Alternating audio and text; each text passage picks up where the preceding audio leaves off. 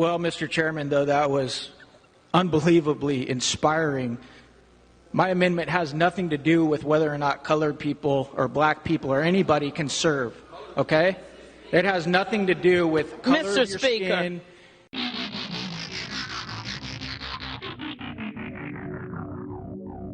Hello and welcome to What the F*** Just Happened Today, your essential guide to the daily shock and awe in national politics. I'm Joe Amditis. Let's get to it. It's Monday, July 17th, 2023. Welcome to day 909. An Iowa judge temporarily blocked the state's new 6-week abortion ban. For now, abortion is legal again in Iowa for up to 20 weeks of pregnancy, while the legal challenge plays out in the courts.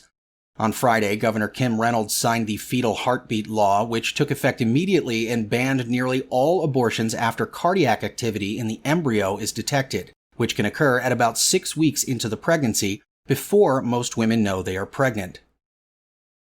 Meanwhile, House Republicans narrowly approved a defense policy bill which restricts Pentagon policies that reimburse travel costs for troops seeking abortions and transgender medical care.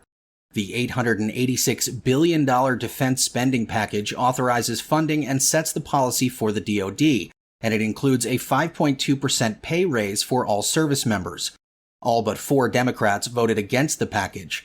The National Defense Authorization Act, however, is expected to go nowhere in the Democratic majority Senate, which will begin debate on its own defense legislation this month. Meanwhile, a Republican from Arizona referred to black people as colored people during a floor debate over his proposed amendment to the annual defense policy bill. Eli Crane's amendment would prohibit the Pentagon from considering race, gender, religion, political affiliation, or any other ideological concepts in the course of training, promotion, or retention decisions. Well, Mr. Chairman, though that was unbelievably inspiring, my amendment has nothing to do with whether or not colored people or black people or anybody can serve, okay? It has nothing to do with color of your skin, any of that stuff. What we want to preserve and maintain is the fact that our military does not become a social experiment. We want the best of the best. We want to have standards that guide who's in what unit, what they do. And I'm going to tell you guys right now, the Russians, the Chinese, the Iranians, the North Koreans, they are not doing this because they want the strongest military possible. I hope my colleagues on the other side can understand what we're doing. Thank you so much. Crane later claimed that he misspoke. Moving on, the Biden administration eliminated $39 billion in student debt for more than 800,000 American borrowers. The relief is part of an effort to fix what the administration calls administrative failures, which denied student loan borrowers relief that they were eligible for. Under those repayment plans, borrowers could get any remaining debt canceled by the government after having made qualifying payments for 20 years or 25 years. However, inaccurate payment counts and other failures caused borrowers to lose hard-earned progress toward having their loans forgiven. Millions more will also have their loans adjusted as part of the program. The new student debt plan relies on a different law than the one that the Supreme Court recently struck down, which would have delivered relief to about 37 million people.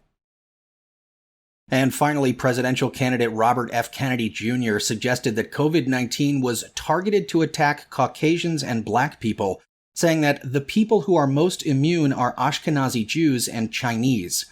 Kennedy ended his conspiracy-filled rant by saying, "We don't know whether it was deliberately targeted or not, but there are papers out there that show the racial or ethnic differential and impact." The 2024 candidate has a history of embracing and sharing conspiracy theories. Following backlash and accusations of anti-Semitism and racism, Kennedy claimed that there was a misinterpretation of his statement. And in the polls, the Associated Press says 49% of Americans believe democracy is not working well in the United States, compared with 10% who say it is working well and 40% who say only somewhat well. That's all for now. You can find the links and sources for all of these stories on the main website. And as always, visit whatthefjusthappenedtoday.com for the latest news and headlines. Until next time, I'm Joe Amditis.